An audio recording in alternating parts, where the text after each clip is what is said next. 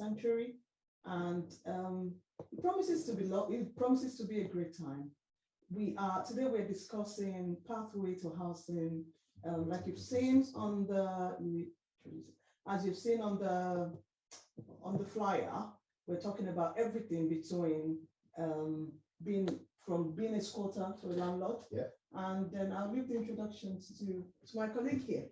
Okay, so I'm Vincent Lawal, pastor at Transformation Sanctuary, and also a housing professional, and you are? I'm Victoria Lawal. I'm also a housing professional, but I've deviated a bit into contracts and procurement, but my background is in housing. Right, okay. So, like she said, today's event is focused pretty much on housing, and it's very, very much likely there will be a second part to this event in a month's time, which will focus on another acute part of housing, but we'll talk about that later. Just bear that in mind. So why have we organized this event? Well, this event is organized by Transformation Sanctuary International, TSI, which is a church based in Raynham in London. Now, TSI is built on two pillars. One is Christ-likeness, and the other one is victorious living. So when you come to church on Sunday, or you come to what we call an award-winning Bible study, a prayer meeting, or a vigil, of course, all of those, we focus on Christ-likeness, how to become like Christ, how to be transformed and become more and more like Jesus. But aside from that, we then do events, which is focused on victorious living, how to be victorious in different aspects of life. And we've had quite a few events. Can you remember any of the previous events? We started in March with finding a job after COVID. How to find a job after COVID. Yes, correct. Yeah, we had that. Then I think the next one was the one about finances. Exactly. How to manage your finances and how to ensure that what comes in is more than what's going out, which is the law of money and making wealth. So we had that.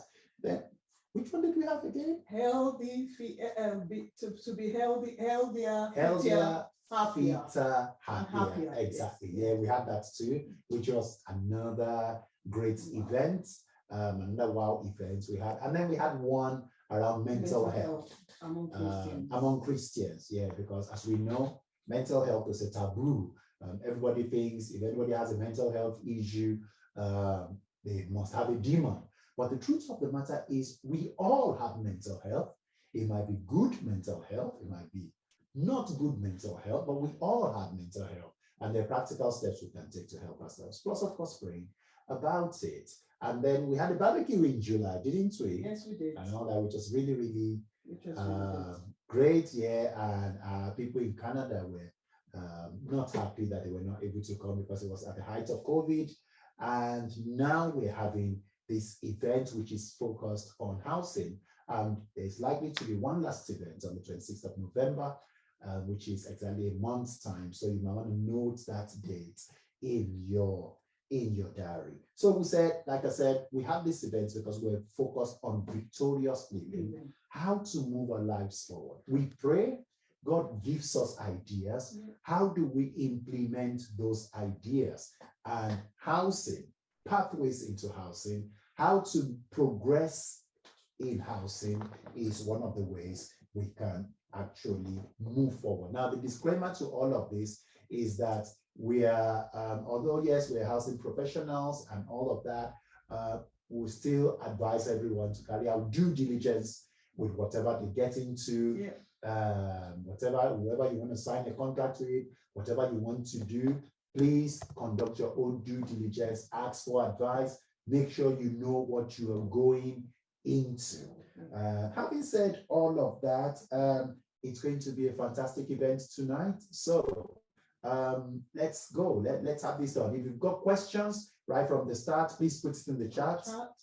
That's either on Facebook, on Zoom. Yeah. If you have questions, we will make the session a bit interactive. So we'll be asking a few questions. Yeah. So if you have we will be asking you questions and we want you to put the answers or what do you think on the chat. Yeah. So if you can please do that so that we can make it interactive as much as possible. possible. And we'll try to deal with the questions as we go along. Or we might, as we go along, we'll try to deal with the questions.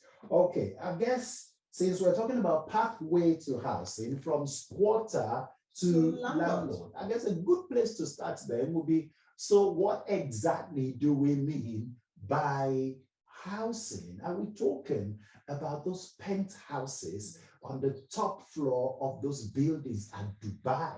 Is that what we mean when we talk about housing? Or are we talking about those shacks, like on the river, you got woods going into the water, and people are living right on top of the river? Is that what we're talking about? What is housing? Talking about owning a house in Dubai, honestly, that's one of my long life dreams. Hopefully it's not bad to think about such things. May the Lord help your husband in the name of Jesus. To think about buying a house, near Jumeirah Beach, what we're talking about. Amazing. Yes. You've been to Dubai. I've not been to Dubai. I know you've been to Dubai. I have been. Yeah, it's a lovely place. It's a lovely place. Very lovely. Okay. All right. One of these days you will take me there. Yeah. Oh, I thought you were going to say one of these days you will take me there. Oh, yeah. Back to housing. So, it's just for us to think about what is the basic definition that we can give housing. And we did say that housing. So one of the things we've researched about is the fact that it's a building where people live, and it's not just where people live, it's their right of occupancy, the right of occupancy they have at that property or at that building. Great. So the more right you have to that building, the more secure you are. So you may hear us talking about probably security of tenure, how secure you are, some different tenancies or different tenancies have different security. But just to let you know, as long as you don't have a freehold, you are a tenant somewhere, right? So if you have a leasehold, you are still a tenant, except if you have a freehold, that's when you're not a tenant. And also the rights that people have are determined by the requirements and regulation governing that particular building or property. That's the law and the legislation governing that building. Right? Absolutely. Okay. So there are laws and regulations that cover the type of building. So some people may live in a property, but they can't sell it, depending on or they can't rent it out, depending on the regulations that surrounds that partnership or contract in a way. Right. It's interesting you say that it depends on the type of tenancy you have. According to the law, actually, in the UK, everyone is a tenant. You know why? Because the Queen owns all the land. I don't want to use the word theoretically, but the Queen owns all the land in the UK. And under the Queen, you now have freeholders, leaseholders, people who are renting, people who are staying with others, people who are staying without any rights at all. But sorry, I just remember that. Just said, let me bring that. Okay. Let me bring that in here. And I've got a question for us before we go into. So within the next few minutes, we'll be looking at the statistics, which we usually do in a way to guide our discussion. But I want to ask viewers a question, and please just put it on the chat. What do you think? So of the different ethnic groups in the UK, be it white, black, Asian, and all of that, who do you think own the least homes? So who do you think? Who do you think own the least homes? I'm not saying renting now, but come on, blacks. Okay, go on. So who do you think? More Asians. Asian, okay. Interesting. Okay, yeah. More answers, please. So blacks, Asia. Oh, okay. I'm just saying what I've been wrote that I can afford a mansion in Dubai. Amen. I receive it. I receive it. Oh, okay. Africans specifically. Okay. Africans. Specifically. Okay. What does that? That's interesting. I'm surprised nobody said the Chinese. Or even English. Or even the British. Exactly, okay. Yeah. All right, let's go on. And thanks for all of that. Black African, black, gray. I think we're having a majority. We will get there. We're having a majority here. Oh, yeah. Even on Facebook, it says black. Okay. Who do you think own? Yeah, they said own the least. Own the least, right? Yeah. So you might be correct. Don't worry. Okay. You have a second question then. My second question says, which one has more people who rent? Which one has more people in rents? So is it the private sector? So who are the major renters? Major renters. Is it private sector or social housing? Because you cannot rent a homeowner owns a home, right? So, but which one has more? Is it private sector renting or social housing? What do you think? So basically, are there more people renting in the private sector, or are there more people renting in the social sector, council housing and all that? Private sector, okay. Private, red, okay. Robert says social, okay. Social housing, okay. We're going neck to neck here. 2 for private renting, 2 for social housing. Okay, that's interesting. Anything on Facebook? Don't worry, we will answer all of that question now with the presentation we're about to do. So we will show you a presentation on what housing, general what housing in the UK is like, right? Okay, can we put that up? Yeah, can we put it up, son? The presentation. On Zoom. Share the screen. Okay, so this is the statistics. What did Dr. Private rental, then social. Well done, thank you. Right. All right, so this is just the general statistics of UK, and it's going to blow your mind, right? Yeah. So in March 2019, so all these statistics is based on between 2018 and 2019. I couldn't find a lot of statistics, probably because of the census for 2020, 2021. But it says in March 2019, an average of 787 households out of the estimated 23 million in England were overcrowded. Right. Right. So about almost 800,000 homes have more than the number of people who are meant to reside in that property. Right. Okay. And out of that, you find that the highest number of overcrowding is with the Bangladeshi. Okay. It looks like they love one another. Pakistani, so we know they always, love one another. Yeah, they stay together. Accommodating, yeah. Okay. But out of this, we find that the Black African as well. Okay. All right. Is about 16% of that. Not bad. But one thing we found with overcrowding is the fact that households, white British households, most of the time they are not overcrowded. Right. Okay. And this is all across socioeconomic sectors. Next one. Right. Not all across socioeconomic sector. Right.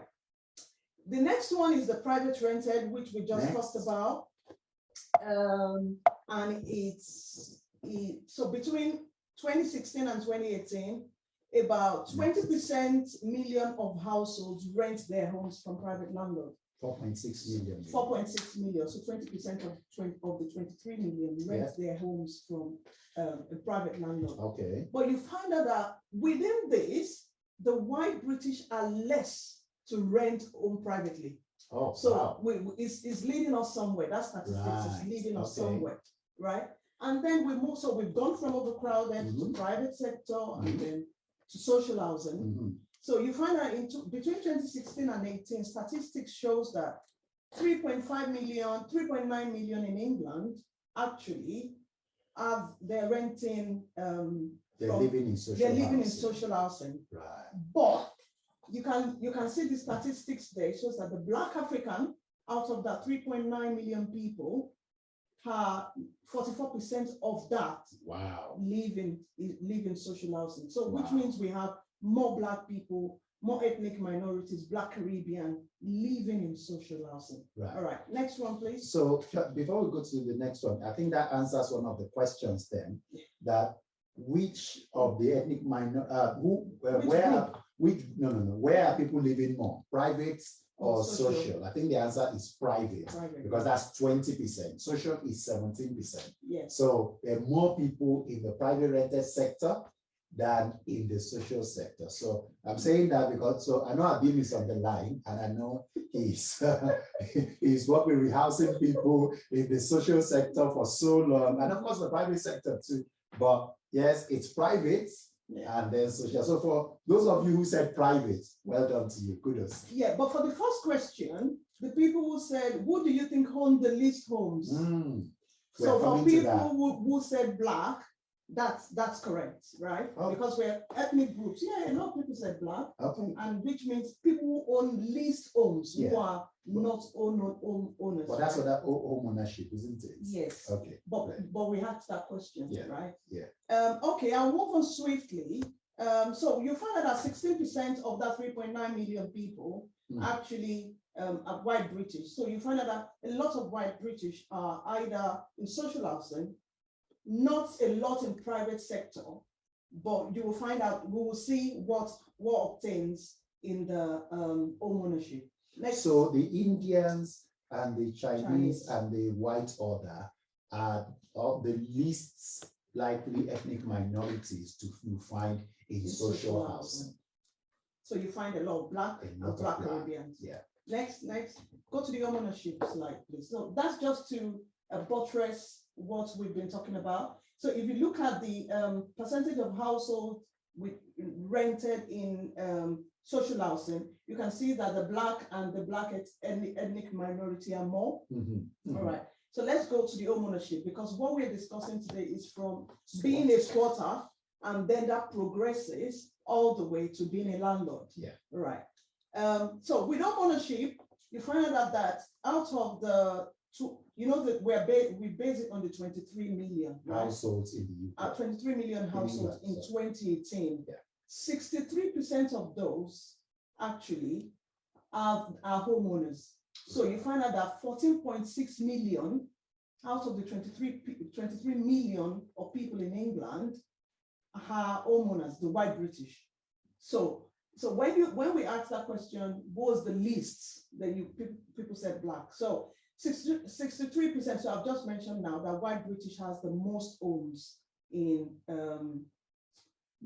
No, but there's a caveat to that. Sorry, I made a mistake, Vincent. Yeah. But you now find out in the next slide that Haitians, especially people of Indian household, a lot of them are homeowners. Yeah. So, but it depends on the percentages, right? Yeah. So what we found out here, out of 550,000 homes owned by out of households in England, 406,000 out of that 550 are Indians. They own their own homes. Yeah. Does that make sense? Yeah. Right? So we've got 550, just to again repeat, 550,000 households who are of Indian origin in the UK. Out of that 550,000 households, 406 own their own homes. And that's why you find fewer Indians going into social housing and private rented sector. Yeah. The same with the white folks also. The vast majority of them own their own homes. So the only few you have left are in social housing. What about our black brothers? We found out that they're high in social housing. Lots of them in social housing. Anything about that same slide still says about that. So if you compare Indian households with Black African households, so out of 431,000 households in England that are Black households, only 88,000 own their homes. Oh wow! And all of this information can be found on gov.uk. Yeah. All right. But much more, our Caribbean brothers are doing better than the Black Africans. I guess probably because they came into this country before the Blacks. So you find out that some of them, more of them own their homes than the Black Africans. That's interesting, you know. There are less Caribbean households. There's only 308,000 of them compared to 431 Blacks. Yet 124,000 of the 308 own their own homes, which is 40%, and 88,000 of Black African households own their homes. So people, why is it that Black African households are the least homeowners in the United Kingdom? If you've got an answer, please put it in the chat. Why is it we're very high in social housing, but we're the least homeowners? Why is that? If anybody has an insight into that, please put your thoughts into the chat. We are new to the country, but we are more than our Caribbean brothers. We are more than Caribbean brothers. So Yeah. Caribbeans is And we're not too far. 308,000. Yeah. And we, the Black Africans, are 431,000. And we're not too far from the Indians, who are 550, and yet 406,000 own their own homes in the UK. We need to work together. Great, great. Next sense. slide. I'll quickly run through the slides. So, which is what we've just talked about, that out of all the homeowners in England, Black Africans are the lowest rate of home ownership. Misplaced priority. Thank you for that. Thank you for that, Doctor. Misplaced priority. But there's one more thing which we will talk about, which is out of all of those ethnic minorities, who are the people that support their when other people want to buy property, like if children want to buy property, who supports, they bring together all they have and support that person in buying a home. So you find out that the homeowners from Pakistani and even white people, other white Europeans are most likely among the other groups to help themselves financially to get a home. So they pull resources together. It might be mom and dad, it might be cousins, it might be uncles, but the statistics shows that they pull together to support either the younger ones to get on the property ladder. And lastly from me, I'll just say statistics shows that ethnic minorities buy their home in London. So most of the homes bought by even Black Africans is more around London, but you find out that they're cheaper homes, or you get better value for money sometimes outside of London. Correct. So, but I guess because a lot of us are in London, people get to buy their homes in London, and it's because it's more expensive in London. It's more difficult to get on the property. All right. So I'll hand over to Vincent now. Please, if you have questions. We've got lots of things in the chat. We'll pick up some of them. Mom and dad. So we stopped at misplaced priority. So socioeconomic status, that's a real reason why Black people are not buying homes. Not enough information. Thank you, Tari. Not enough information. That's true.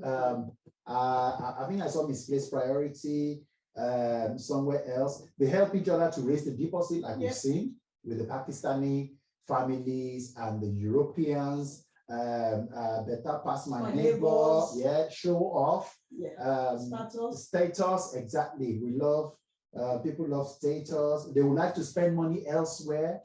I think we see that, we're coming to that, more responsibilities, true, having to send money back home to our aging parents. I'm going to put a caveat to that. Okay. You will find out that a lot of our Indian colleagues or Asian colleagues, they have responsibilities too. They support their older ones. In fact, you will find out that you don't find a lot of Indian aged people in care homes. That's true.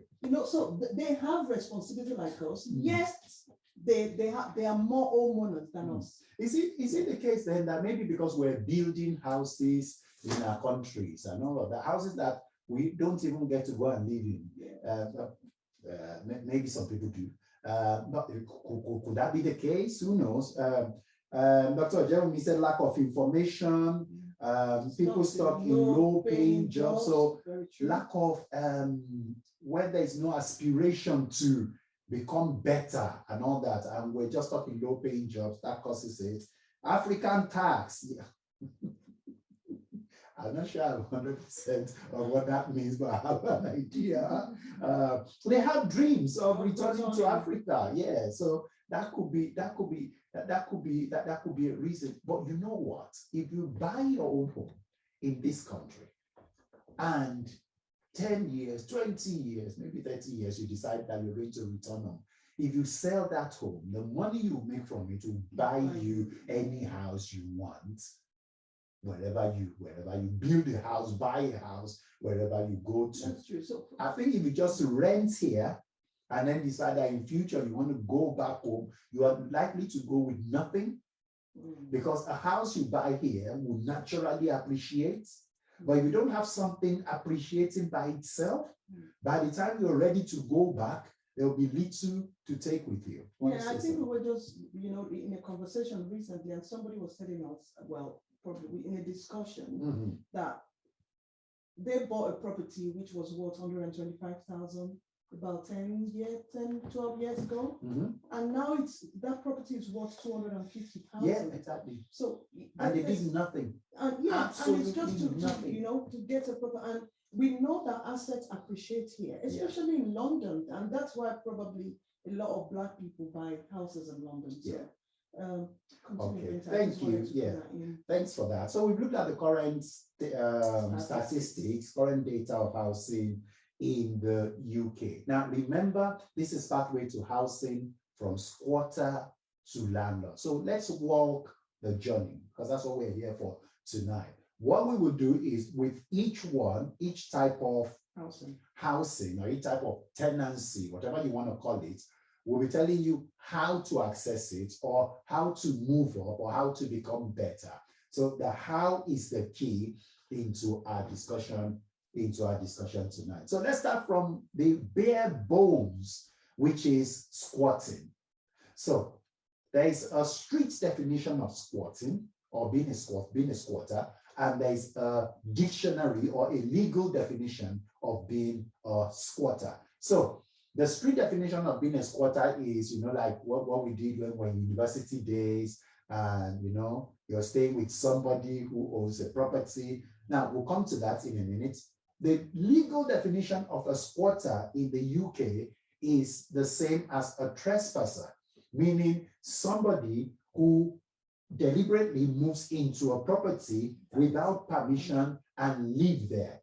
So they see that a property is empty and they move into the property. Now, that is a crime, and it's a criminal offense, and it could lead to 6 months imprisonment or £5,000 or £5,000 fine. Now, if we know anyone who is in this position, we should point them in the right direction where they can seek help. So if you know anybody who is squatting in the legal term, like they've just seen an empty building and they moved into it and they're living there, please point them in the right direction. Ask them to contact the citizens advice, the council, wherever. If they're not able to help themselves, ask them to contact those who are able to assist them. Now, those people might fall more into the categories of people who are homeless or rough sleeping. And in our next event on the 26th of November,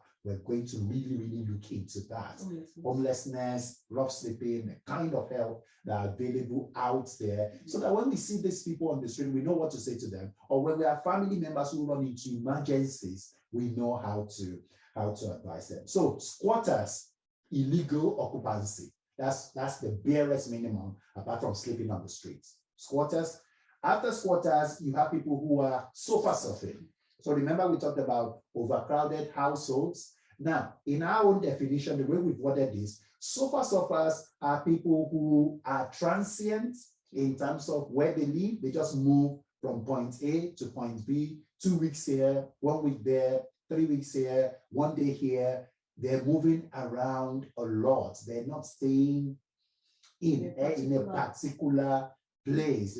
For such people, they could tell you, oh, you ask them, where have you lived in the last 6 months? And they're like, I've got about 6 or 8 addresses I go around. And last year was really difficult for them because of COVID. People didn't want those who have been in other households to come back into their own households. So they really struggled. Again, if you know of such people, please point them in the right direction. Some of these people are in our churches. Some of these people are in our workplaces. Let's point them in the right direction. You'll be surprised that builders, people who build and things like that, construction workers, some of them, they sleep under the bridge. Or they sleep in some of those buildings. Or in those buildings, under the tents, in those buildings, because for whatever reason, for diverse reasons. Yeah, exactly. So, but the one which is common, which we want to focus on tonight, is staying with families and friends. Yeah, and that is where, you know, when we talked about overcrowding, that's two families staying in one property. So you have a 1-bedroom property, a 2-bed property, and you have 2 units, 2 family units staying. Or you have a member of another family. Or a member, yeah, exactly. Or even it might just be one family, or you got 4 children and 2 adults in a 2-bedroom property. So they are overcrowded in that property. Now, this is often where those who are new to the UK or new to a country, this is often where they start from, before they get a job, before they settle in themselves. I guess most of the time when people come into the UK, like we've gone through it, we had to stay with family and friends, of course, when we first came into the country. So it's not something that is completely seen in a negative light. Yeah. You know, it's interesting when people ask me, oh, so Vincent, how did you get into homelessness and started working in homelessness and all that, where I've spent the most part of my career?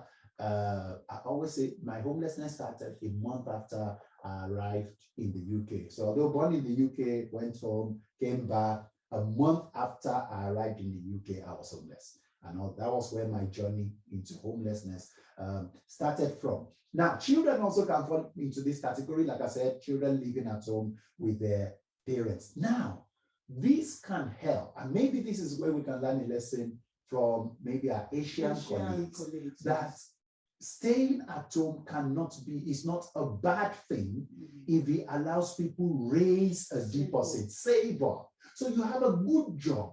The next thing is not, I'll go splash out on my pad, you know, my penthouse, which I'm renting, and I'm paying 1,500, 2,000 pounds there a month. It's staying with family, staying with friends, raising that money so you can buy your own property. But we know these things are not straightforward. So can I put a caveat to that? And sometimes it's not just probably young ones. So it may be two families, they just agree, okay, we'll stay together, or somebody, or a brother or a sister will say, I'll stay with my sister, or I'll stay with my brother while I save up money to buy my own property. We've seen a lot of cases like that. And as well as one of the things we're saying here, when young ones, when they finished university, they finished their education, the next thing is not just, oh, I'm jumping to buy to rent a penthouse somewhere in Canary Wharf, or all those high-rise, or but if they could stay with parents, stay with dad and mom, or stay with family members and save up money to raise a deposit to buy. Exactly. And it can be mutually beneficial, so you're working, you're contributing to the rent for the property or to the mortgage, whilst you're right. Okay, that's not a question, by the way.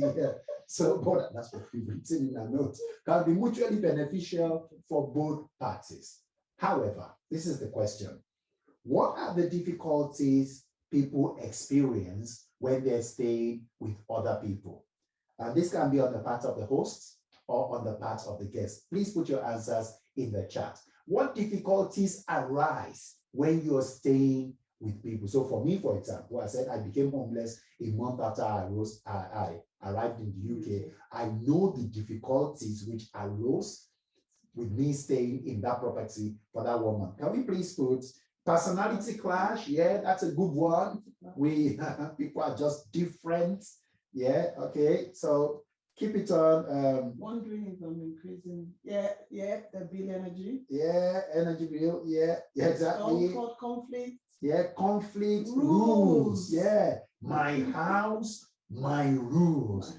Nobody comes in beyond 8 p.m. in this house. Yeah, that's good. Let's take them one by one.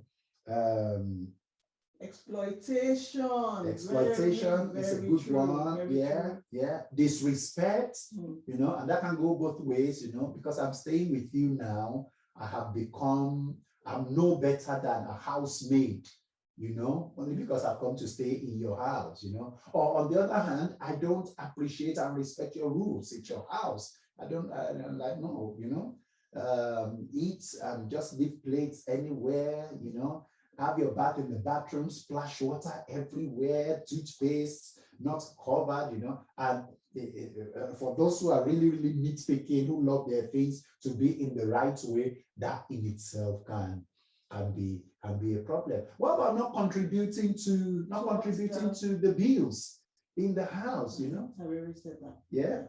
Not contributing, Selfish, not looking after your room. Very true. Very true. You open the door, a waft of smell comes out because the box of pizza that you had 2 days ago is still in the corner, dirtiness, yes, laziness, being selfish, yeah. But I will say though, yes, all of these things are very, very true, either on the side of the host or the side of the guests living in that property, right? But we need to come to a mutual agreement. We need to have a mutual agreement, mutual respect, because if our Asian brothers are doing this and make it work, then there's something in it that is working. Yeah, because we can see that really it's in the, if you look at the percentage of Asians who own their homes. I think it was a friend who told us a couple of months ago that some Asians moved to their street and they knocked on this person's door and they said, "Oh, would you like to sell your house? We will pay you cash." And it's just a way of, they take over. They take over the So streets. once they buy one, they want to buy the next one. They want to buy the next one. And there's something about it that, even though it may be difficult, and it's difficult. We won't say when you're living with someone, it's difficult. But I think there can be a mutual agreement. Especially when the purpose is to save towards buying your own home.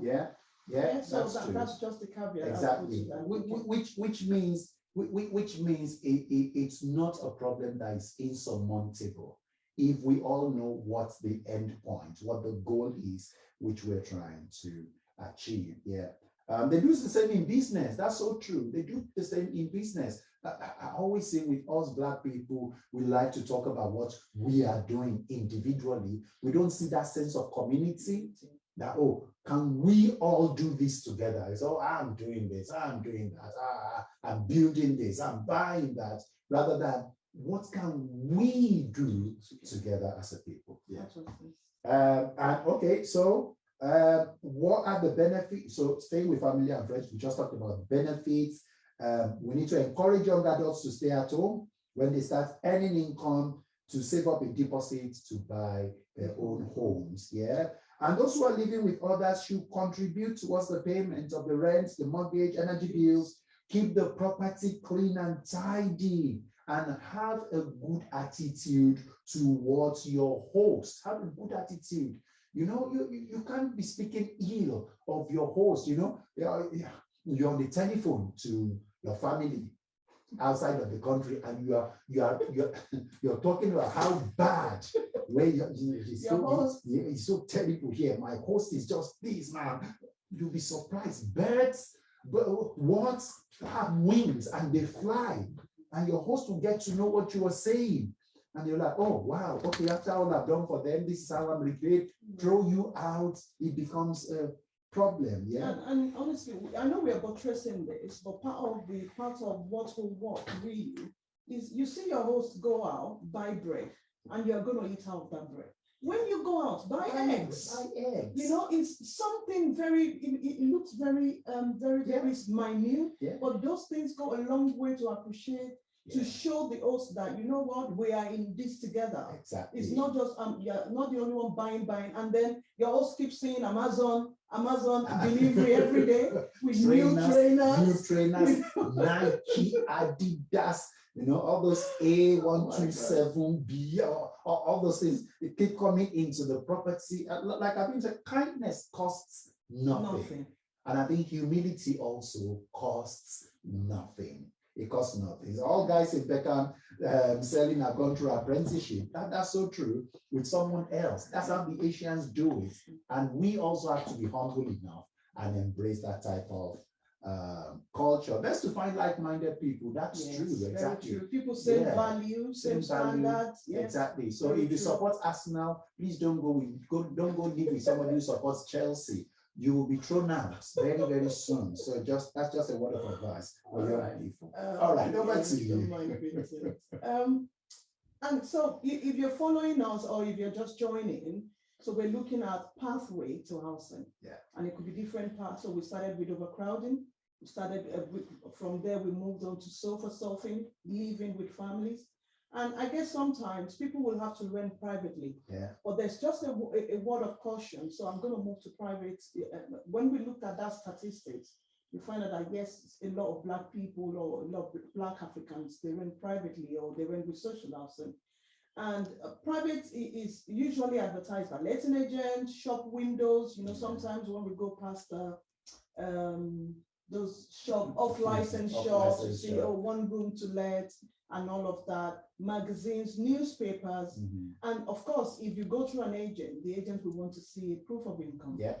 Right. And they also check credit rating. I guess we will discuss credit rating later. Yeah. When we come to homeownership. And in some cases, they will require a guarantor because they want to be sure that their rent will be paid. Yeah. One thing to note that is private renting sector is 100% market value and is not regulated in a way. So a landlord for 1-bedroom property here in a particular area can say, oh, my property is 1,200, and then the next building to it might be 1,300. Yeah. So it's not properly regulated. Yeah. So, and usually private rented sector is difficult for people who are on benefit because the rent is quite high. Yeah. But if you are going to rent privately, so if you're living with someone and you think, you know what, I can't cope with this anymore, I need to move out. I am on the council, I am waiting to get a council property, or you have not put your name, sorry, I'm running ahead of myself now. You want to go and rent privately. One of the things you need to ensure is that your deposits, so when you register to go on a private sector, one of the things that will be required is for you to have a deposit. It might be a month, it might be 2 months, but always ensure that if you are renting, your deposit is registered with the government deposit scheme. Correct. Yeah. And the reason for this, Vincent, is because you'll be able to claim your money back when you are leaving. There won't be stories that, oh no, I need to check the property. Oh, I've seen a little crack here. You must have caused that. So I'm going to get my builders to come fix that, and I'll take it out of your deposit. Your deposit needs to be registered. The truth of the matter, actually, for those of us who will become landlords very soon, I trust that all of us on this line will become landlords of many properties in Jesus' name. The truth of the matter is, if you don't register your tenant's deposits, it hamstrings you when you want to get that tenant out of your property. You might not be able to serve a notice on that tenant because your deposit is not registered. So whilst it is good as a tenant to ensure that the deposit is registered, for landlords also, don't eat people's money. Don't think it's your money which you'll never repay back to them. Save their deposits in a deposit. Yeah. And thank you for that. And also you need to note, if you are renting privately, from the 1st of June 2020, it is unlawful, and mark that word, unlawful for any agent to charge any prospective tenant fees for references. Remember, they need to do references, administration, credit and immigration checks, and renewing tenancies to the tenant, right? So the estate agent should not be charging you all of that. If they are charging you, you need to query it as a tenant. Sometimes it's charged to the landlord, but it shouldn't be charged to the tenant. Correct. And of course, if you're renting a property that is more than £1,000 a month, you might want to consider the government affordable home scheme, because if you're paying over £1,000 a month, think about it. You may be paying that money either to part, share, or rent to buy, and all of that, which we will come to in a few minutes. But it's just to let you know that there are options that are better than private sector renting, which you can access if you've got the right credit rating and every other thing that we will talk about. Exactly. So we've come from overcrowding to sofa surfing to private sector renting. So now we're going to go into renting from social housing. Yeah. Renting. Council properties. No, that's you. Just talking about council properties. Oh, really? I didn't know it was, well, this is what I started my career on when I came into the UK. And if you're going to rent from a local authority, years and years ago, when a lot of the council they still had their housing stock, because housing stock has been greatly eroded now. A lot of people are buying their council house because of right to buy. And I guess because the government is not supporting the council to build as much social housing, the council stock is reducing, but people can still access social housing. So when people are overcrowded, when a family or a household is overcrowded, you can register with your local council to register your interest on and they'll put your name on the council waiting list. But just bear in mind that you could be on that waiting list for another 10, 15 years before you access a council home. And the reason, like I said, is because the housing stock is reducing. And most of the time, we get housing stock that are available when people pass away. But remember, people are living longer. Yeah. And so it's difficult to access a council property, but it's not impossible. As long as you're ready to wait, right? And it depends on the different criteria. You need to have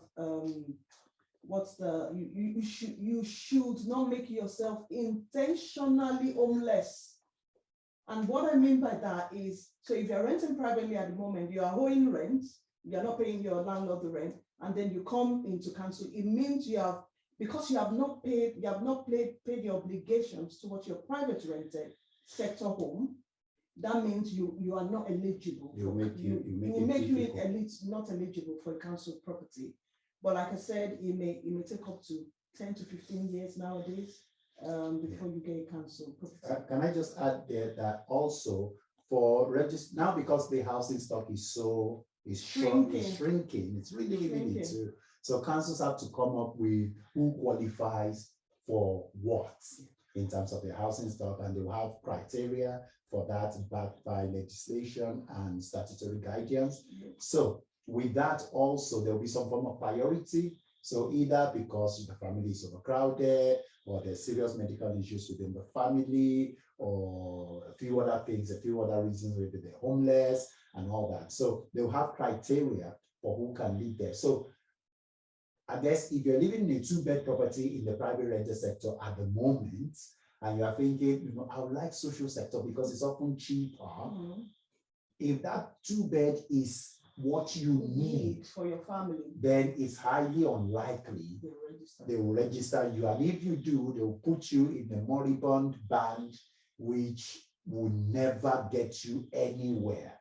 So there has to be some form of need, some form of priority for you to stand a chance of getting properties. And even in boroughs like Hackney, for example, just having one priority, for example, might not even get you anything for 20 years. So the priority has to be high. So basically, councils are really struggling to move people through their waiting list into social housing. And then some are stock holding, some are non-stock holding. I think you were going to say something about that. Yeah. Which means if you live in a borough that are not stock holding, again, highly unlikely.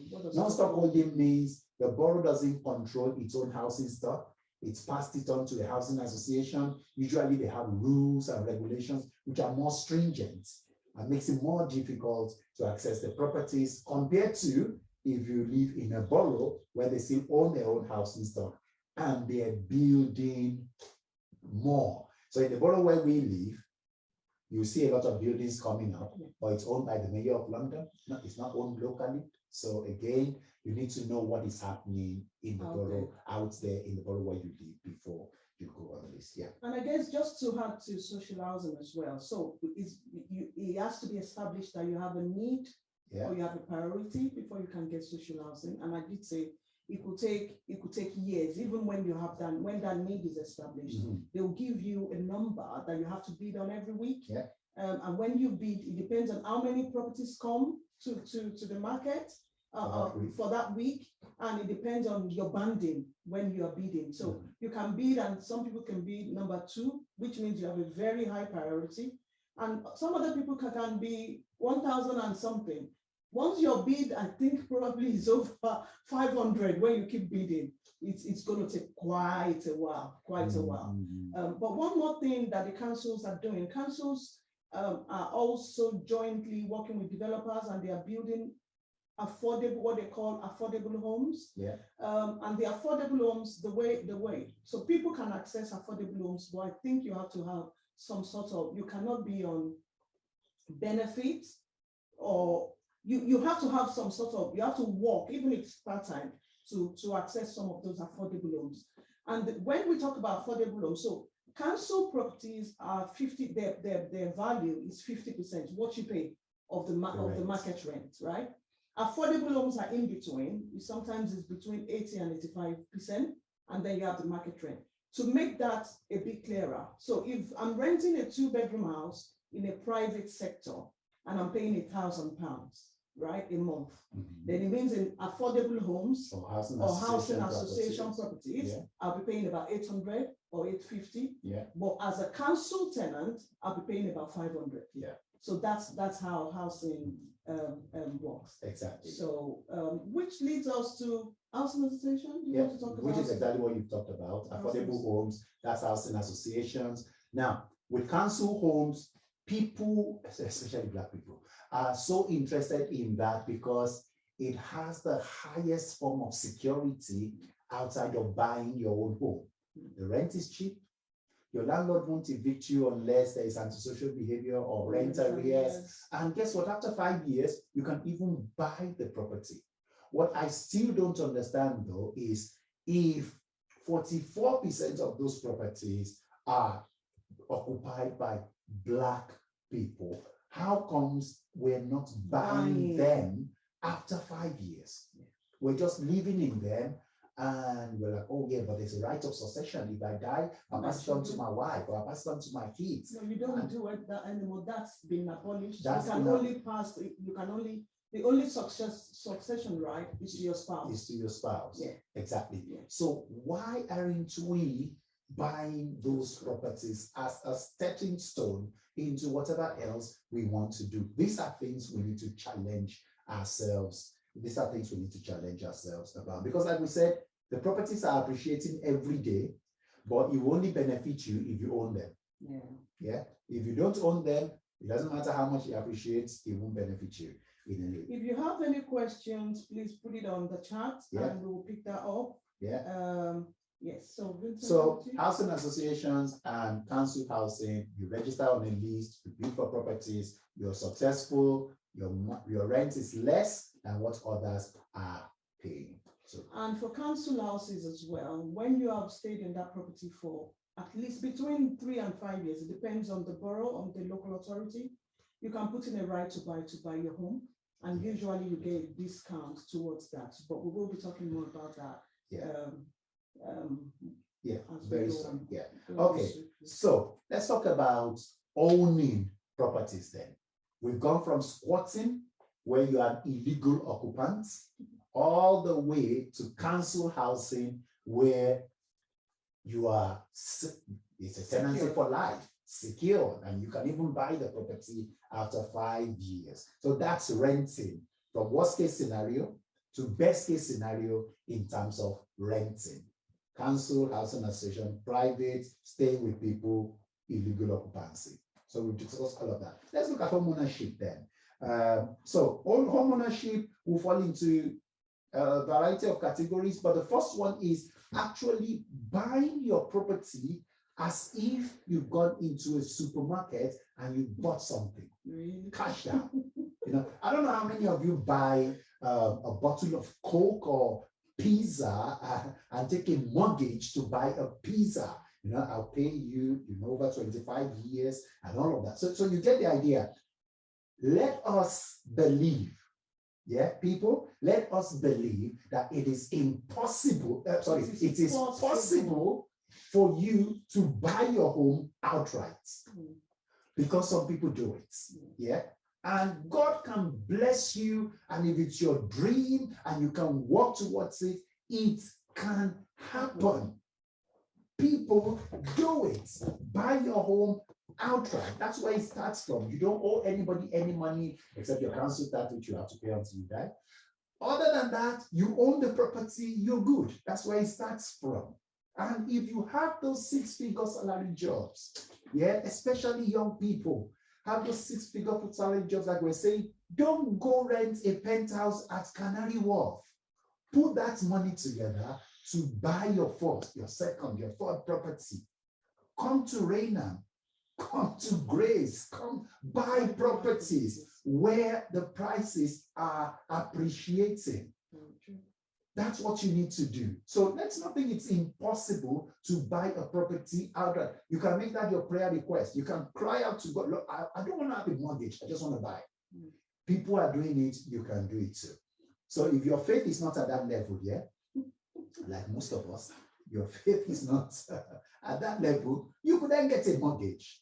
Yeah, you pay 10% deposit, and then there is 90% you spread over usually 20-25 years, and you pay on a monthly basis. Either you can do an interest-only mortgage, or you can do a repayment mortgage, or you can start off with interest only and then remortgage and do a repayment mortgage. At some point, if you want to own that property, you need to pay off the capital for that property. How do you access that?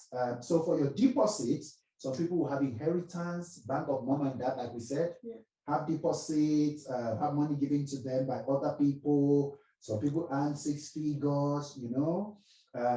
People in sports. People in sports, exactly, they earn six figures. People who win lottery. Yeah, people who work like the KPGs, Barclays Investment Bank, all of those weird places and names that we hear about, and people earn a load of money. But remember also, things can change. 4,000 people laid off in one day in such places also. High earning, high risk. You've got to think about your future. So if you have such an inheritance or you earn a lot of money, consider buying a property outright rather than spending the funds on liabilities. So I guess that gives us an opportunity to ask a question. What would you define as a liability, for example? What is a liability? So let's put the answers in the chat.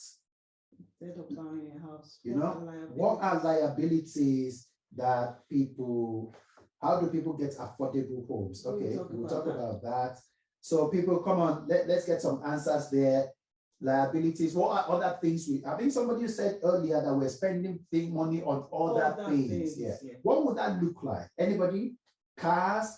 Oh, come on, Abi. What can be wrong with buying a car? What can be wrong with buying a car in the UK? Surely a car is better than a train, especially in this COVID period. So I'm not, oh, Gucci. Okay. Gucci. All right. Okay. Okay. Credit card. Okay. Okay. Oh, cars depreciate. Thank you very much for clarification. Thank you. Cars depreciate. Yes. Okay. Yeah. Credit cards spent, you know, money you don't have on things you don't need to impress the people you don't like. Buying things that does not appreciate in value. Yes. Thank you. Okay. Yeah. So that's on Facebook. Buying things that does not Gucci is nice if you can afford it. Absolutely.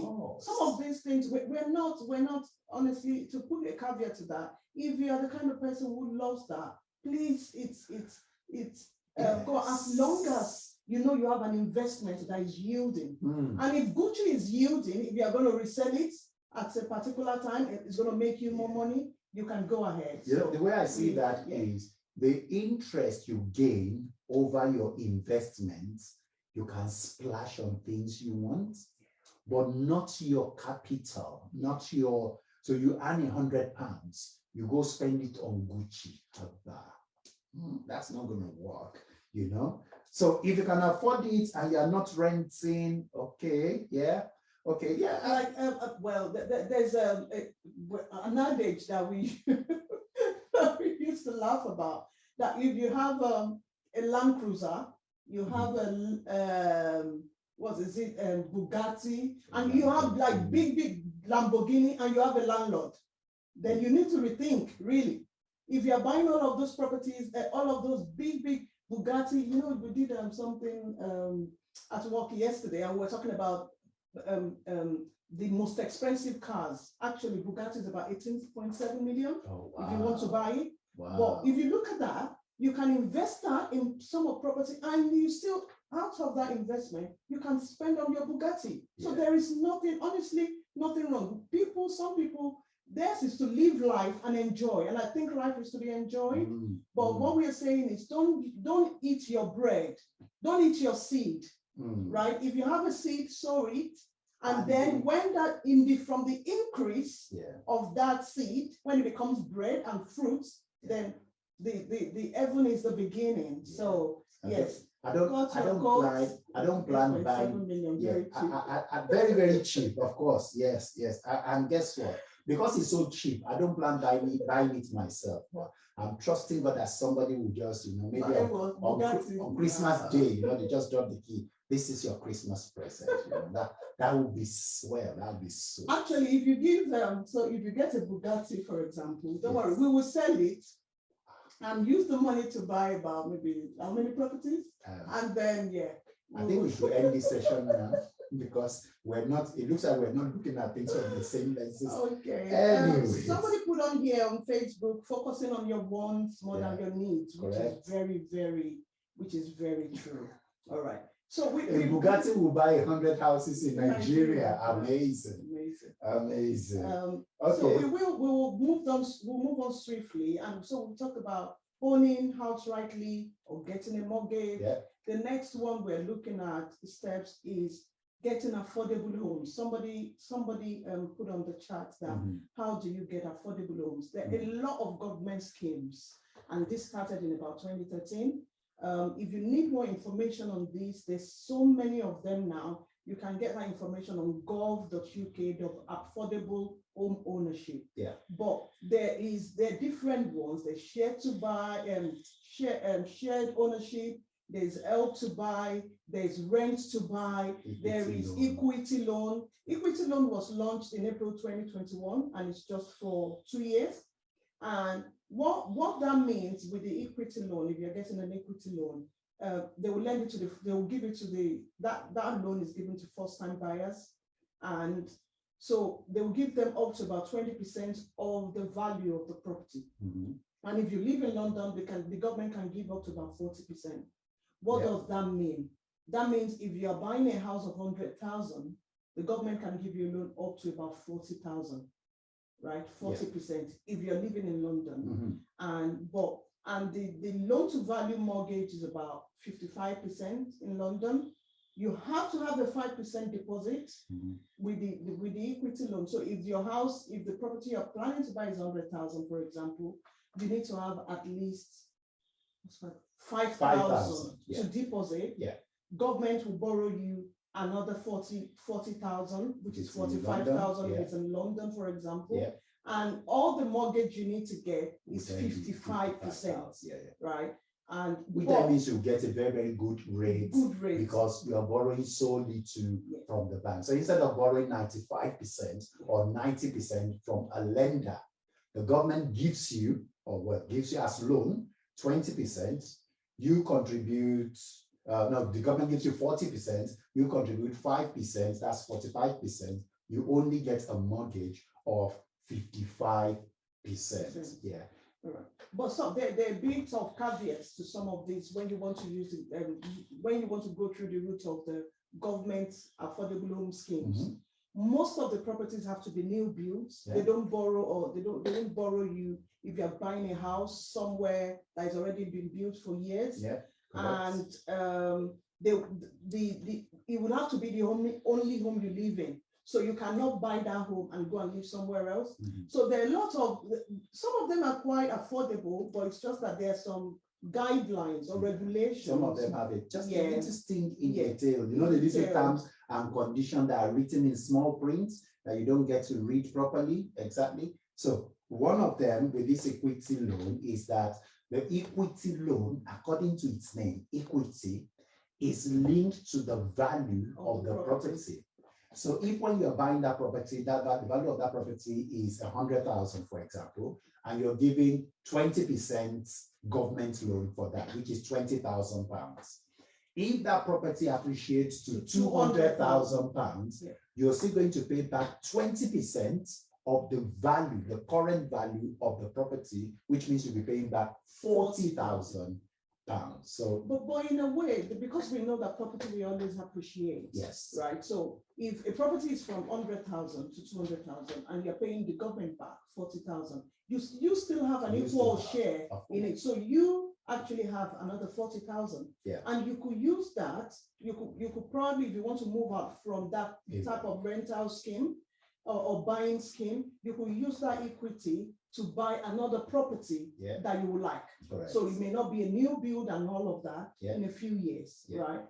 So all of these schemes, like I said, there are lots of schemes, government schemes. If you want to speak to us about it, I'm quite happy for us to take you through it. Yeah. But most of them are affordable. And you know, one of the things we mentioned as well, that if you're renting and your rent is more than £1,000, then you might be looking at probably rent to buy. Or what's the other one? There's shared ownership. I think it's rent to buy. Rent to buy, yeah. So with rent to buy, you're moving into the property and you live there for 5 years. You have a tenancy for 5 years. And you're expected within that 5 years to make a decision about buying that property. So they actually help you. If you pay less rent and you're meant to save money up to buy the property at the end of 5 years. Of course, if that doesn't work out, then of course you move on. You move out of the property. But that's another very, very good scheme to help people move from renting into buying. Once you're in that property, your goal is to buy it and become a tenant in that property. So we have a question on Facebook. It says, what is your take on spreading your resources over a few properties than paying for one outrightly? I think it's a brilliant idea. Like I said, every property you own appreciates without you doing nothing. You just need to make sure the rent is being done, the mortgage is being paid. That's what you need to do. Either you have tenants or not, just make sure your mortgage is being paid, and that property, without speaking to you, without begging you, without you speaking to it, appreciates in value. So imagine if you have 5 properties, each one worth 100,000. You've got 5 of those. In 10, 15, 20 years, they will all double in value. So each one will be worth 200,000. If you sell them up at that time, you're gaining 500,000 as your reward. Compare that to just buying one property for 500,000 and all that.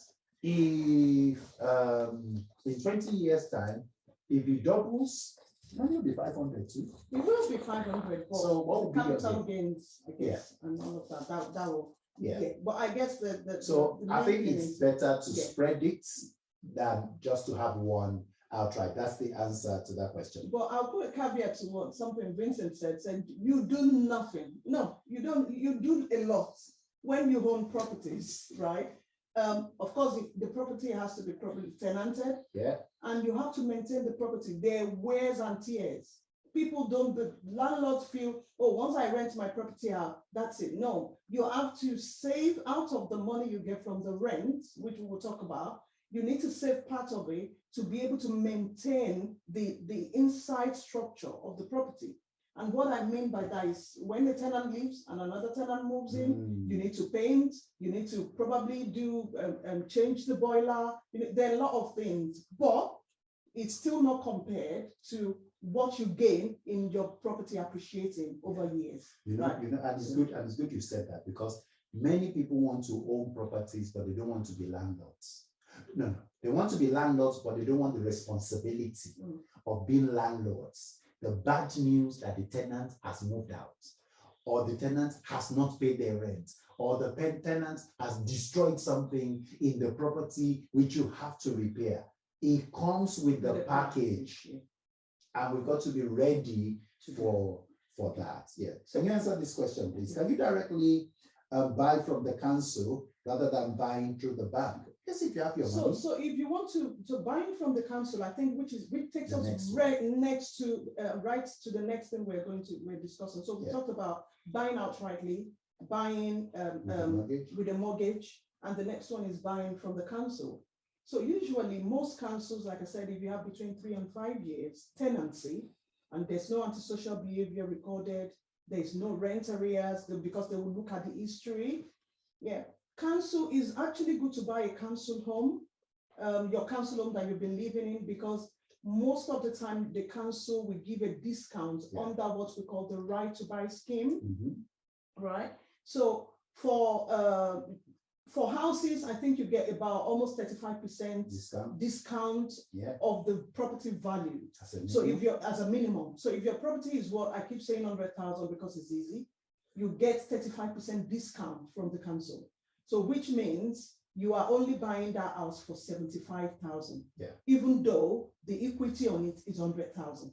So all you need to worry about is get a loan of that 75,000. But like I said, that's the minimum. You can get up to almost 84,000, sometimes 100,000 from the council, depending on the property value, on the council itself, how long you lived in the property. But for flats, there is a basic rate. So for flats, you get 50% discount. But we will be talking about flats in a few minutes, because there are some things that, there's some requirements that when you buy a flat that you need to think about, that people don't think ahead. They just think, oh, the flat I'm living in is worth 100,000. Council is giving me 50,000, so I'm paying 50,000. No, there is much more to flats than houses. So like for houses, you can apply it, like I said, under the right to buy scheme. So approach your local council, if you're a council tenant, and tell them, approach the right to buy team and tell them to send you the right to buy leaflets or right to buy information. They always have it. Each council has it. They send you the right to buy information. And if you don't need it, if you have any questions, ask them. But you will always get a discount towards buying a council property, either a house or a flat. And that's the thing. So thanks for the comments in the chat. Yes, people can get up to 50%. It just depends on how long you've been there. You live there for, because with every year the discount increases. So yeah, that's why you can get up to 50%. And if you have a good job, you can just buy it outright and all that. But always remember, like my wife said, always remember that, again, when you're a leaseholder, you are still a tenant to your freeholder. And the council owns the freehold of the property. And we'll go to that in a minute to look at what other costs, ongoing costs, you would have with such properties. Justin said, my friend didn't have to put down deposits for a council house because because there was equity. So if you're going to the bank, and they know already that you have this equity in that property, they might not even ask you for a deposit because they know the property is worth X amount anyways. And you get discount. And you're getting that discount. So they might not ask you for that. They may not ask you for any deposit. So so that's the way it works. And for housing association, is a bit different. Housing association at the moment, they have what we call rights to acquire. And you can still buy their home at a discount, but most of the time they give a discount of about between 9,000 and 16,000, maximum 16,000. So, but you find out that there's much more discount when you're a council tenant than when you're a housing association tenant. Correct. Yeah. So that leads me to our next question then, and I want comments in the chat box. First question: are there any disadvantages to owning your own home? So we've talked about from being squatters to being landlords. So before we get into becoming the real landlord, which is buy to let, which is where we tidy this up on. Are there any disadvantages to owning your own home? Anybody, please put your answers in the chat. Or is it all positive, hunky-dory, no issues, no problem if you own your own home? Or can there be challenges? Are there any disadvantages? We're thinking about it. I like that. And I think probably correct. Can I confess? Yes, please confess. This is a safe place to confess. People don't want to be tied down to a particular area. Very true. That's true. Some people have bought properties And 6 months down the line, they found out that they don't want to live in that area at all. It's like, oh my days, what have I gotten myself into? So yeah, you have to deal with the repairs yourself. Correct. That's a very, very good one. If you're a tenant, you just call your landlord. Just call your landlord. The washing machine is leaking. Come fix it. The roof has caved in. In fact, you need to compensate me. I had a case at work last week. The roof caved in. Thankfully, it wasn't one of our properties, but we got a letter from the solicitors. We need to discuss compensation because the roof caved in while this person was in the property. No one to fall back on. Very true. No one to fall back on. And sometimes, and I think this is where most people, I had a chat with one of my colleagues, it was a few months ago during the election. And she said, oh, she lives in a council property. She's lived in a council property for over 20 years. And I said, why don't you do the right to buy? She said, oh, this stress is just too much, which means I will have to do my repairs myself. If I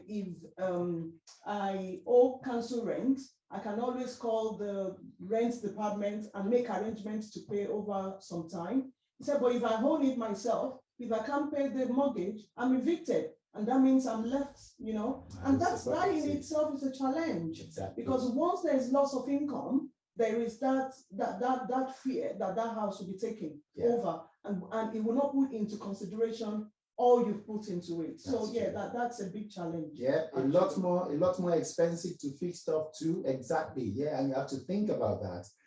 Sometimes an act of God, which insurance won't cover. Yeah. So you have to find the money if there's a wind or tornado. I think one happened in the UK a few months back now, where parts of roof were torn off. That person would have to, I had a story of a man. Oh no, this story was sad. And I don't know, Abim, you might remember this story. This was years ago when we were in setup together. This man had paid off his mortgage. He had just about paid, I think it was in his 60s. He had paid off his mortgage, but he didn't have building and content insurance. And something happened, and something happened to the land, and the property caved in. Caved in. This was the property I paid off the mortgage for. Caved in, and he didn't have insurance to build a new one. He basically lost everything, even though he had paid for so long. So again, that's why if he was renting, he just pack his bags, go to the nearest council, and he'll be assisted. And for some countries, even in the Western world, where you see tornado, tsunami, and all of that, when people when they own their own homes, when it's wiped off by all of those things, that's it. It's heart of God. So there are risks to all of these things, but the risk, the benefits outweighs the risk. The Bible says a wise man will leave inheritance for his children.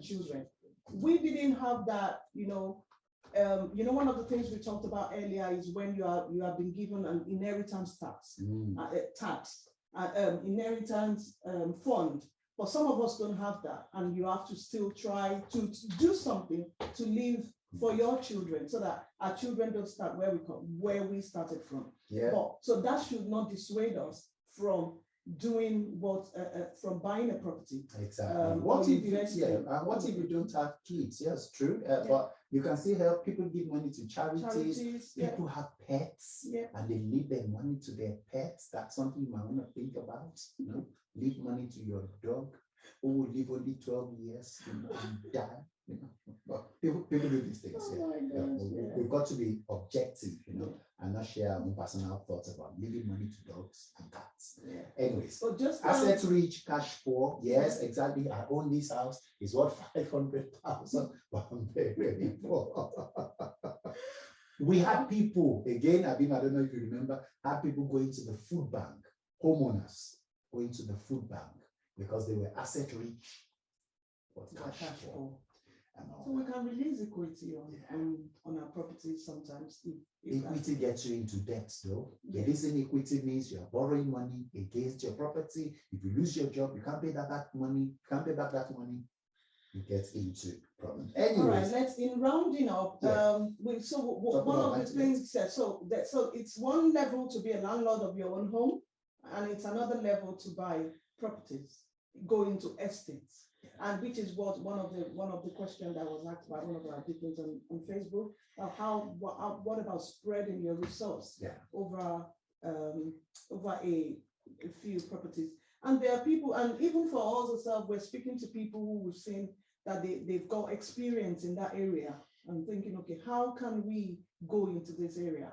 We are not experts on buy-to-let. So if you need information, you might need to speak to a broker, you might need to speak to a financial advisor. But one of just the basic things that we need to think about is when we invest in real estate, the yields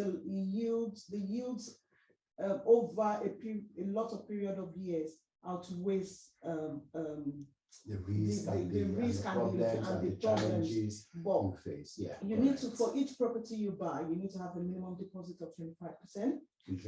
So if you buy, like I said, 100,000, you need to have 25,000 to invest in such properties. Yeah. The interest on the mortgage are usually higher, as well as the fees you need to pay. But it's if you are at a level where you bought your own home, I think we encourage people to be on that, to start thinking at the next level. It's not just owning your home. What can I do? I can buy property to rent. Exactly. And it doesn't have to be in London, because a lot of people focus on London. Houses are much more. The further you go from Southeast, you find out that the properties are cheaper and their quality actually is better. Somebody is asking, can you expand further regarding right to acquire? We will come back to that. Yeah. And it's just, so when you think about investment, I know people who live in London here who have invested in real estate in probably Manchester, in Leeds, in Hull, in Nottingham, where property prices are not as high as London, and still those properties have a high yielding value. So please, it's just for something for us to think about. And it's, if people can get to that, we can also. We should not place a limit on ourselves that, if only I can just get a house over my head. Yes, you get a house over your head, that's a level. And the next level is, how can you start looking at how can you invest in real estate? And I think that's the difference again between the Asian brothers and us. They see it as a business. We see it as an end. I own my own house. Rather than, of course, I've got the property I live in, but I've got X number of properties also. So that's what, and with all you hear about buy-to-let, government's clamping down, you're a landlord, it's a lot of problems, it is still one of the safest investments. Brick and mortar is one of the safest investments you can put your money into. You've heard, property prices may fall, it doesn't. If it dips, it will rise back up. Stock markets may fall, and over time, of course, it also comes back up. But with property prices, it might dip. As long as you're not selling it tomorrow or day after, it will appreciate in value again. So those are some of the things we need to think about. Now, you can. Sorry, I just wanted to talk about leasehold. We mentioned leasehold earlier. Buying flats from council properties. So let's not forget that. So either right to buy, for example, and we'll come to right to acquire in a moment. All of those schemes are good. If one of the things you need to take away today is, anytime you buy a flat, it will cost you more in the long run than if you buy a house. So if you're doing buy to let, go buy houses outside of London where they are appreciating in value, high rent, high appreciation. That's what you need to look out for. Buying a flat, right to buy is always a good place to start because you get a discount.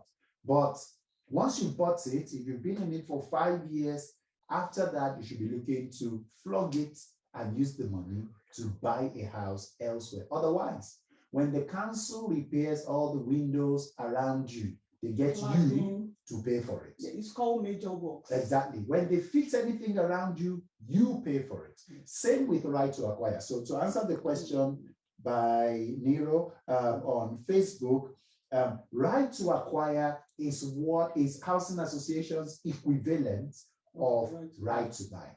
Right to buy is a statutory duty. It's a statutory, there is law governing right to buy. There is no law governing right to acquire. It's a voluntary scheme housing associations have introduced. You get less discount, only between 9,000 and 16,000 maximum. It has to be self-contained property and one that you live in yourself. But even when you buy that flat, if there's repairs around you, you will pay also as a leaseholder. Service charges, ground rent, all of those things you will pay. I've seen council properties where the repair costs 1,000, but then they tell you there's a management fee of 5,000.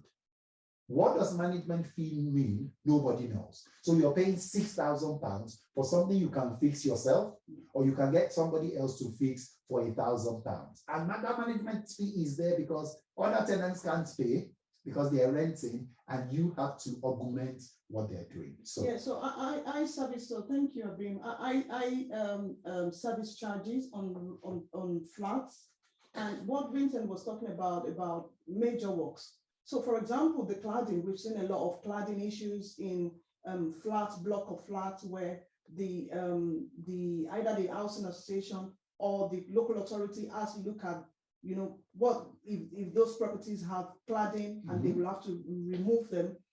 So for their council tenants living in those properties or in those blocks, the tenants won't pay, right? But for you as a leaseholder in that flat, you may be with a bill of 8,000, 10,000, correct. And you, as a leaseholder, you will have to. It is statutory. You will have to pay it. It's part of your lease. Yeah. Right. So, and that's why we're saying, if you can, it's better to buy houses, target houses, than to buy flat. Flats may be cheaper in the immediate, in the now, but in the long run, you pay a lot more on ground rent and service charges. Correct. Exactly. Yes. Yeah, and if you cannot pay, you forfeit your lease. Exactly. Yeah. And one of the challenges again is around the length of lease. So if your lease is anything less than 75 years, you struggle to sell that property in future. So it might be easy to buy because whoever is selling it also wants to flog it. It might be easy to buy, but it might be very, very difficult to sell in future, or you might have to drop down your asking price. So all of these things you need to bear in mind. Just know that it always pays to buy a house rather than flats. I think, God helps if the council are refurbishing too. Yeah, that's so true. Yes, thanks, ma'am, for that. The bank declined the application for mortgage because they won't give a mortgage to a property over the 6th floor. So again, some people don't know these things and they just go into that and they waste money and buy because it's cheap. And at the end of the day, they're not able to move on. They're not able to sell. Anyway, so that's what we were looking to capture today, from being a squatter to a landlord. Like we said, in a month's time, we're now going to focus our attention on people who are not able to buy, or people who don't have enough to rent. People yes, exactly. So people who become homeless and they now have an emergency, or they just don't afford to move into their own properties and they need to go to the council and seek for help, or people who don't have papers in the country. What's in the system for them? How can they be assisted? Maybe you're keeping somebody at home at the moment and you're thinking about how to move them on. They don't have papers. Either you have immigration issues. How can you better assist them? These are things we'll be looking at on the 26th of November, 27th of November, Saturday, 27th of November at 5 p.m. Same time. We'll be looking at those. So please come to that session. If you know people who benefit from that session, please come to that session and there'll be lots of advice around that. We hope you found today useful. We've got another question. Please, if you've got any question, please put it in the chat as we round up. Can you increase? This person asks, can you increase your year of settlement if you remortgage? That is, if you have 5 years left to settle, can you remortgage for another 15 years? For another 15 years, I believe so. But they'll look at your age and how long you'll be earning, how long your working age, basically. So with buy-to-let, they look at the rent that will come in, the rent the tenants will be paying. So it doesn't have anything to do with you. So if you are 70 and you have a buy-to-let property and you want to remortgage for another 15 years, all they're concerned about is what is the tenant, what's the rental income for the property. But if it's one you live in, they'll look at your working age. So if you're 65 already and you're asking for another 15 years, which will take you up to 80, they're likely to say no, because they assume that by 80, you won't be working anymore. And I think we are also assume, not just them, we also assume that by 80, you won't be. And really, you know, the older we get, because there is a set requirement, set retirement age, right? Even though people may be working beyond that. I guess usually when you have to get a mortgage, they always look at the working age. Yeah. And though you may be, except if you are a very high earner, and probably, let's say if you're buying a property at year 60, when you're 60 years old, for example, they will look at how you can quickly pay that mortgage back within 5 years, which means that your monthly payments will be so much higher than somebody who is 40 or 35, who can spread that the mortgage amount over a period of years. Correct. So, yeah. Second question. Majority of right-to-buy applicants tend to be leasehold buildings. Major works and service charges are unavoidable. So that's to buttress what we talked about. All right. So as we round up, just to let you know, again, for those who joined a bit late, of course, this session has been put together by Transformation Sanctuary International. We're a church based in Raynham in East London. So we meet every Sunday morning at 10 a.m. You can join us on Zoom, same link. You can join us on Facebook, same link, or you can join us in person if you live in the local area. This video today that you've watched will be posted on our Facebook channel. So you can watch it. Please share it with people who need it. As you can see, we've not quoted a lot of scripture and all that. We've not just focused on, oh, God will do it. We're receiving wisdom from God in terms of what we need to do by ourselves. So please feel free to share the video with people who need it. When you're on our page on YouTube, please like, please click on the notification button so you know when next we drop in a video, and share it as much as possible. Our Sunday messages also on our YouTube channel. If you want to listen to messages, we cover all kinds of topics. Award-winning Bible study are also on our YouTube channel, so please feel free to go there. We'll be having future events like this. Like we said, the next one is on the 27th of November, where we look at how can we help people who have come into emergency, people who have become homeless, or they are threatened with homelessness. So please feel free to invite people who don't have papers, so people who have immigration issues. How can they receive support from the government and from charities around them? That we'll be discussing.